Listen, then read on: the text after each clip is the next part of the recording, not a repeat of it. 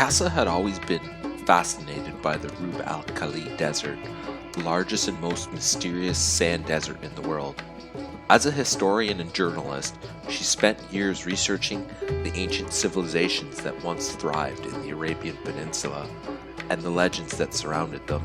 She had heard stories of the city of Umbar, a mythical metropolis that was said to be the home of the Ad, a race of giants who were the descendants of an ancient god race that came to Earth to mine resources.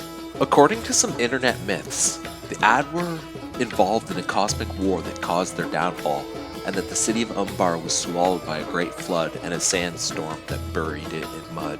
Kajsa had always wanted to find out the truth behind these stories, and when she got the opportunity to start an expedition to the Rub al Khali, she did not hesitate.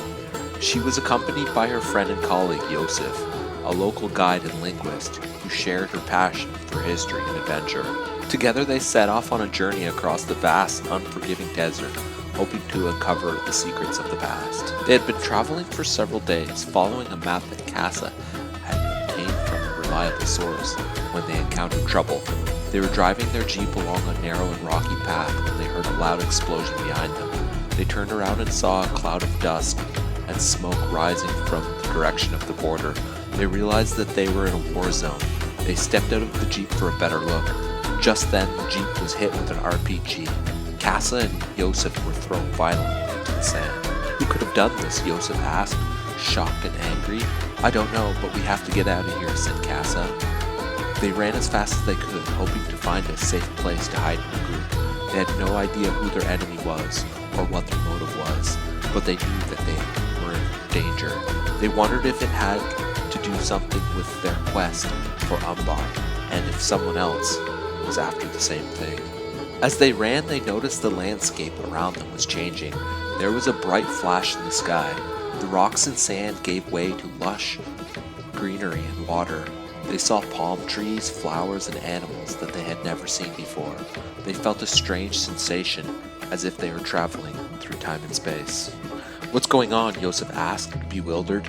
I don't know, but this is not the Rub al Khali that we know, Kajsa said, amazed.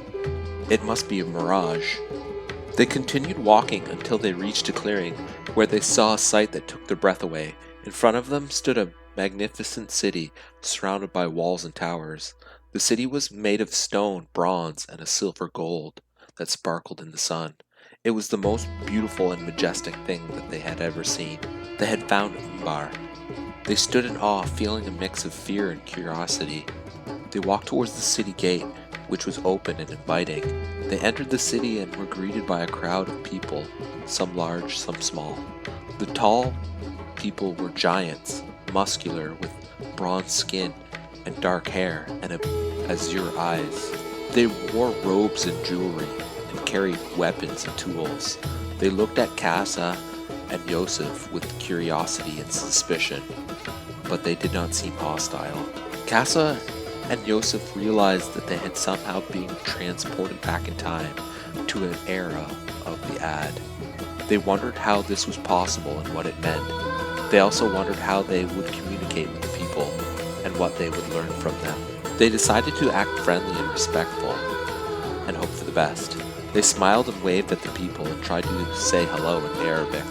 To their surprise, the people understood some words and responded in some Proto-Semitic language. They learned that the people called themselves the Ad, and that they were the children of the Sky People, a god race that came from Sirius.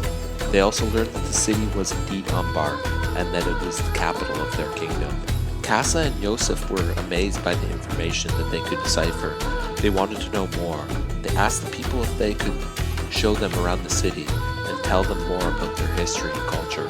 The people agreed and invited them to join them. They took them to see the palaces, the temples, the markets, and the gardens. They showed them their art, their science, their religion, and their way of life.